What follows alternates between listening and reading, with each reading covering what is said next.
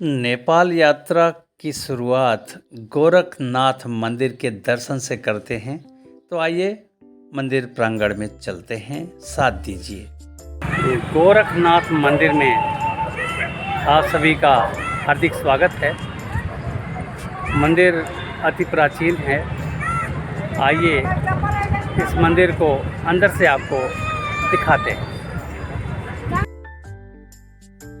गोरक्षनाथ नाथ संप्रदाय के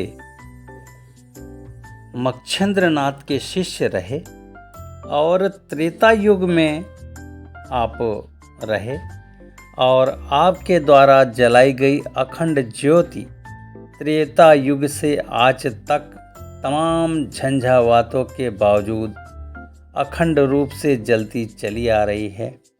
यदि समय हो तो आप इस ज्योति को मंदिर के प्रांगण में जलते हुए देख सकते हैं।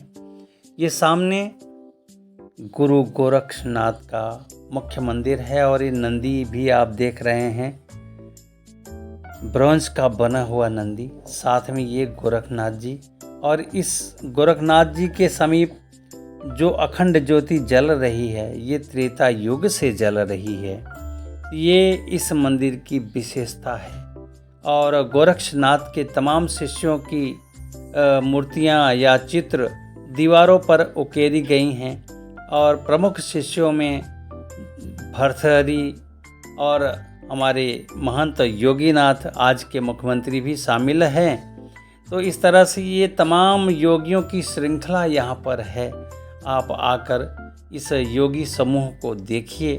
वाकई में अति सुंदर और हमारे सनातन धर्म को स्थापित करने का कार्य इन योगियों ने किया है। आइए उनको श्रद्धा से नमन करें।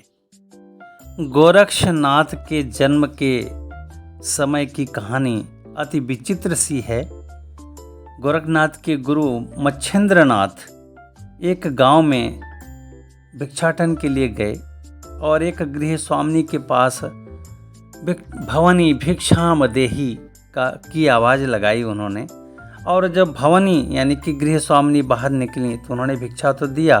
भिक्षा स्वरूप उन्होंने कहा, बाबा मुझे पुत्र नहीं है, तो ऐसा कुछ करें कि पुत्र की प्राप्ति हो। मच्छिंद्रनाथ सिद्ध तो थे ही। उन्होंने एक चुटकी भभूत दिया और बोला, इसको जल से आचमन कर लेना, तुम्हें पुत्र की प्राप्ति होगी। अड़ोस पड़ोस के लोगों ने जब ये सुना कि भभूत से पुत्र मिलने वाला है तो उन्होंने खूब उस गृह स्वामिनी की मजाक बनाया और गुस्से में आके गृह स्वामिनी ने उस भभूत को गोबर के ढेर में फेंक दिया।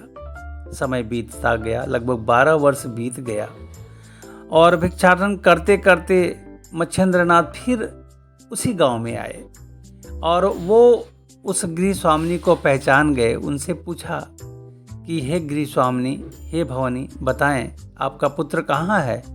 तो कहा कि महाराज जी, मैंने जो है लोगों के मजाक बनाने की वजह से वह भभूत मैंने गोबर में फेंक दिया। तो उन्होंने कहा, गोबर क्या अभी वहीं है? कहाँ होगा, बिल्कुल होगा। और इस तरह से बाबा मच्छिंद्रनाथ जब उस गोबर के ढेर के पास पहुँचे और उन्होंने ध्यान लगाकर देखा तो उन्हें लगा कि यह बालक तो इसी गोबर के ढेर में 12 वर्ष का हो चुका है और गहन तपस्या ये लगातार कर रहा है, इसको बाहर निकालना चाहिए। और गोबर के ढेर से उन्होंने उस बालक को बाहर निकाला। बालक लगभग 11 वर्ष का, और उस बालक के नैन नक्श को देखने के बाद कोई कह नहीं सकता था कि ये गोरखनाथ होंगे।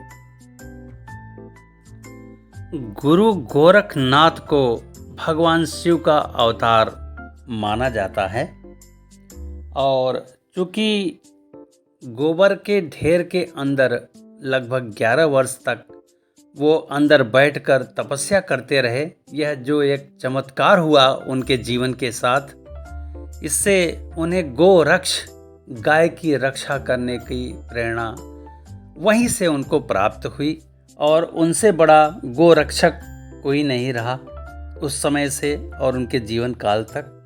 और आज भी गुरु गोरखनाथ का नाम गोरक्षा के क्षेत्र में सर्वाधिक है। यहाँ गोलोक धाम भी है जहाँ गाय का पालन होता है। साथ ही साथ वैशाख माह के पूर्णिमा के दिन प्रतिवर्ष गुरु गोरखनाथ का प्रकटोत्सव बड़े धूमधाम से यहाँ मनाया जाता है। गुरु गोरखनाथ महान चमत्कारिक और रहस्यमयी, उनको गोरखनाथ या गोरक्षनाथ भी कहा जाता है। इनके नाम पर गोरखपुर बसाया गया और वहीं से गोरखा जाति का भी उदय माना जाता है। गोरखपुर में गुरु गोरखनाथ की समाधि स्थल भी है। यहाँ दुनिया भर के नाथ संप्रदाय और गोरखनाथ जी के भक्त की समाधि पर लोग माथा टेकने आते हैं। इस समाधि मंदिर के ही महंत अर्थात साधु हैं महंत आदित्यनाथ योगी, जो आज के उत्तर प्रदेश के हमारे मुख्यमंत्री हैं। जनमानस में ऐसा माना जाता है कि जितने भी देवी देवताओं के साबर मंत्र हैं, उन सभी के जन्मदाता श्री गोरखनाथ ही हैं। नाथ और दशनामी संप्रदाय के लोग जब आपस में मिलते हैं तो एक दूसरे से मिलते वक्त आदेश और नमो नारायण का उच्चारण करते हैं। नवनाथ की परंपरा की शुरुआत गुरु गोरखनाथ जी ने ही किया है। तो इस तरह से गुरु गोरखनाथ के बारे में ढेरों किंवदंतियाँ और ढेरों कहानियाँ लोगों के जनमानस के बीच आज भी प्रचलित है। और गुरु गोरखनाथ का यह धाम वाकई में हमारे सनातन धर्म को उत्थान की दृष्टि से और प्रचार प्रसार की दृष्टि से अति सुंदर यह स्थान है। यदि गोरखपुर आप आते हैं तो जरूर इस स्थान पर दर्शन करने आइए।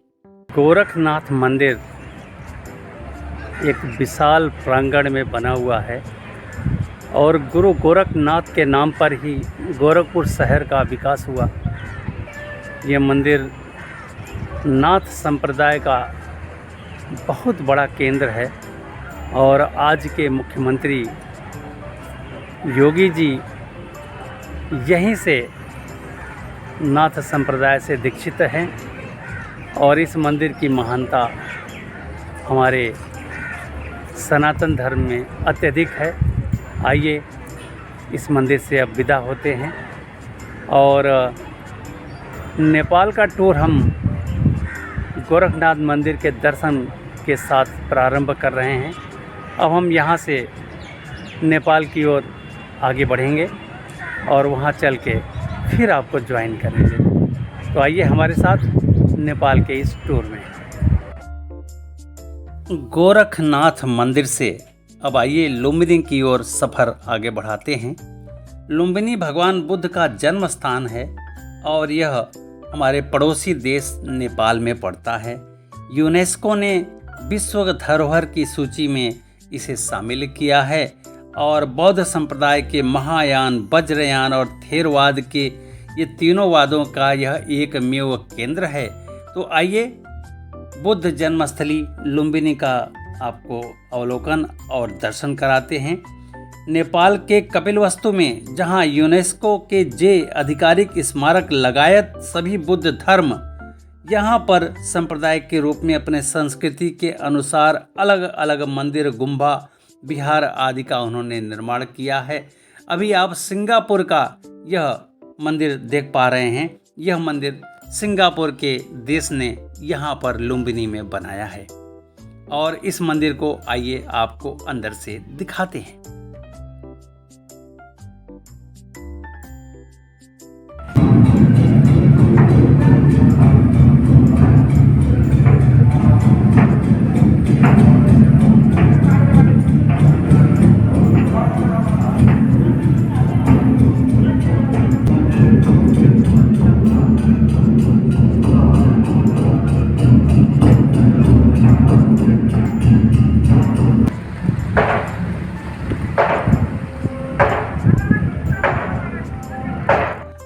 सिंगापुर के इस बौद्ध मंदिर से आइए आपको दूसरे मंदिर की ओर लिए चलते हैं।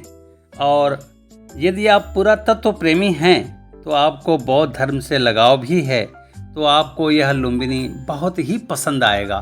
तो चलिए अब आपको हम जर्मन मंदिर बौद्ध का जो है वहाँ लिए चलते हैं।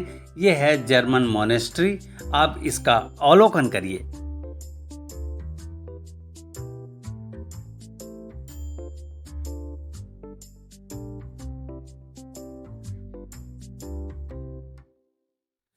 जर्मनी के बौद्ध मंदिर के बाद अब आइए आपको बौद्ध स्तूप की ओर लिए चलते हैं, जो जर्मन मंदिर के ठीक सामने बना हुआ है। और दोनों मंदिरों के बीच ये तालाब शोभायमान हो रहा है और तालाब के किनारे आप एक छोटा बौद्ध स्तूप भी देख पा रहे होंगे। दोनों मंदिर आमने सामने है और यह स्तूप ऊपर एक टीले पर बनाया गया है और इसमें चंद सीढ़ियां चढ़कर ऊपर जाने होते हैं।